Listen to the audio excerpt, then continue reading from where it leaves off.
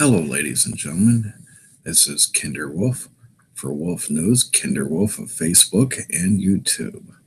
Here on 10/19/2017, and it looks like we got more news to speak of. This one here is a doozy, but yet it was not very surprising either. And now we will begin to read here in just a moment. Okay. Donald Trump just suggested the FBI, Democrats, and Russia might all be co-conspirators. Analysis by, hold on here, CNN is jumping. Analysis by Chris Silazar, CNN editor-at-large, as they call her. All right, Washington CNN. President Donald Trump sent this tweet on Thursday morning. Workers of firm involved with the discredited and fake dossier take the fifth. Who paid for it? Russia, the FBI, or the Dems, or all? This, of course, somewhat common fare by this point in the arc of Trump's presidency, faced this week with storylines he doesn't like. Questions about the Nigeria attack, controversy over a phone call he placed to the widow of one of the soldiers lost in that attack, Attorney General Jeff Sessions at Capitol Hill facing questions about Russian meddling in the election. He aims to change the subject via his Twitter feed, and he often does so by lobbying out a conspiracy theory with only the loosest ties to the factual world. Hence, CNN trying to downplay it all.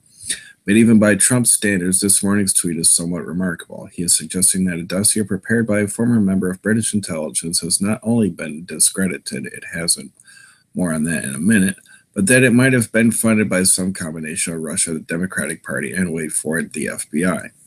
Let's start with the facts, hence CNN's so-called version here, as we will keep reading. At issue is a dossier prepared by Christopher Steele, a former British spy, which details explosive allegations about potential ties between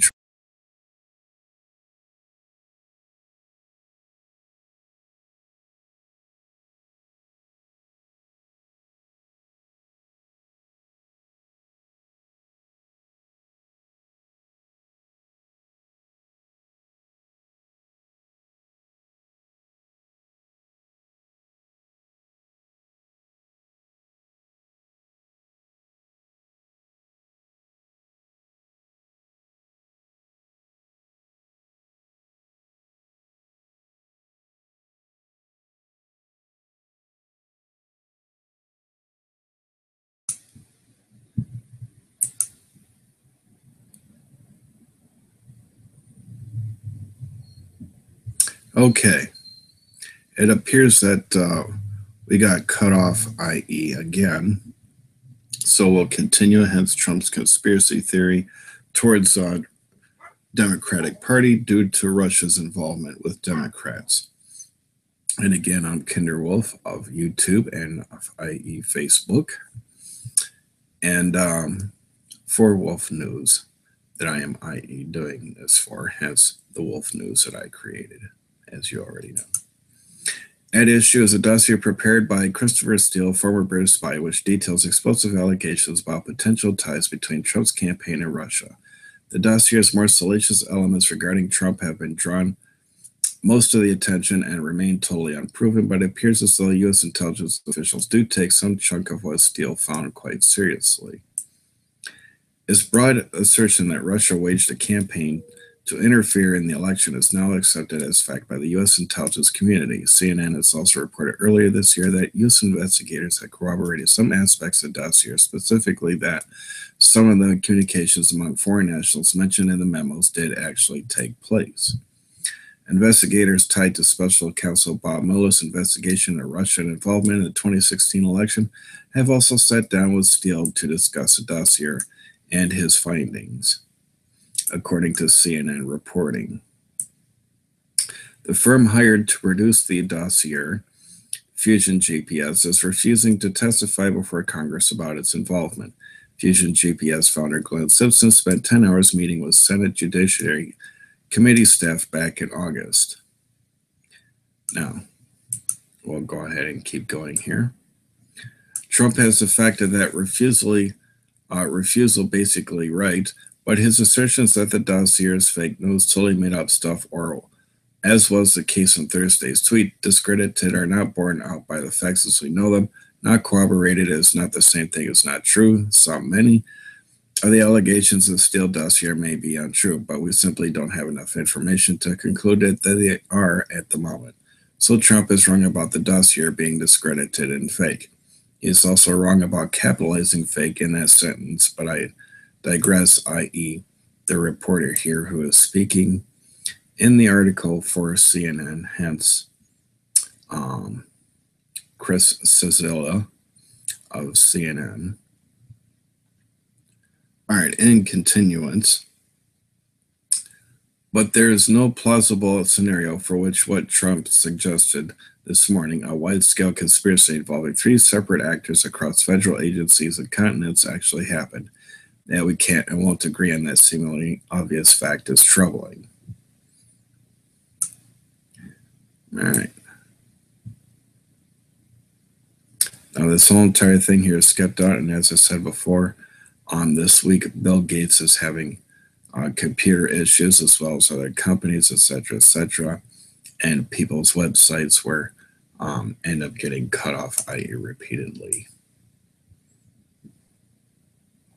Okay, so this here goes into what I said before about Hillary Clinton's John Podesta and other kinds of people who've had